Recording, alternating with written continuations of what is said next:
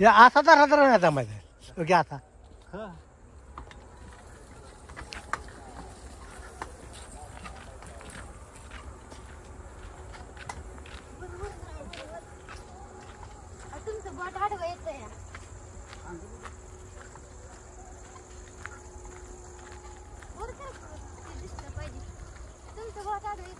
नाही आडवत.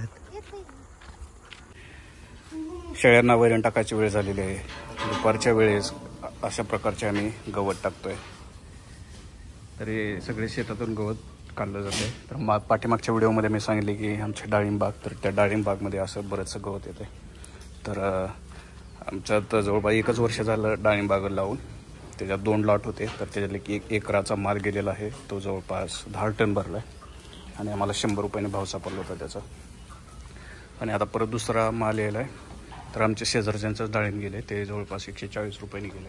तर सध्या गणपती यायला लागल्यामुळे खूपच डाळिंबाचे भाव पण वाढत आहे.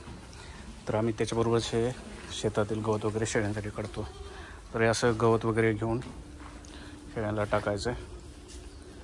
आणि ही पिल्लं वगैरे एकदम तुटून पडतायत मग गवतावरती. तर सध्या शेडची थोडीशी हे झालेली आहे, काय म्हणतात की इकडचा कप्पा जो आहे, इकडच्या शेळ्यांनी घाण म्हणजे तोडलेला आहे कप्पा. तर किंवा तिकडचा मधला कप्पा, तर इकडच्या शेळ्यांनी एकदा हकलले की डायरेक्ट शेळ्या एकदम शेवटच्या कप्प्यापर्यंत जात आहेत. तर तिकडची एक जाळी एकदा तेवढी नीट करायची. आणि शेळ्यांची संख्या थोडीशी सध्या कमी दिसत आहे, पण तसं काही नाही आहे, वाढवायचे. तर सीझननुसार किंवा कंडिशननुसार आम्ही काही शेळ्या ठेवतो, काही विकतो.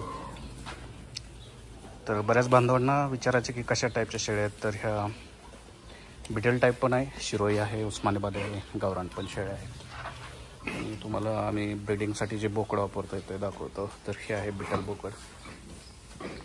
तुम्ही शेडमध्ये असं बोकडे ठेवा, कारण ह्याचं कान जर बघितलं एवढं लांब असते.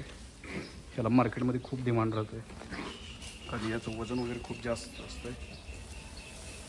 तर तुम्ही पण तुमच्याकडे अशा प्रकारचे आणि किंवा क्रॉस जरी केलं शेळ्या तरी चालतं या बोकडापासून.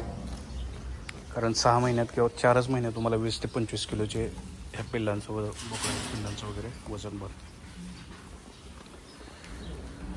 तर मंडळी, आम्ही व्हिडिओ बनवण्यासाठी खूप एफर्ट्स घेतो, टाईम द्यावा लागतो.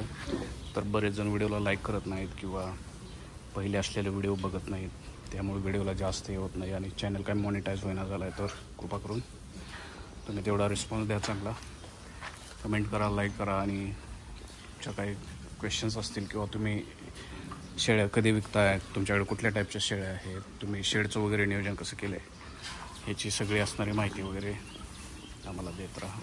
तर चला.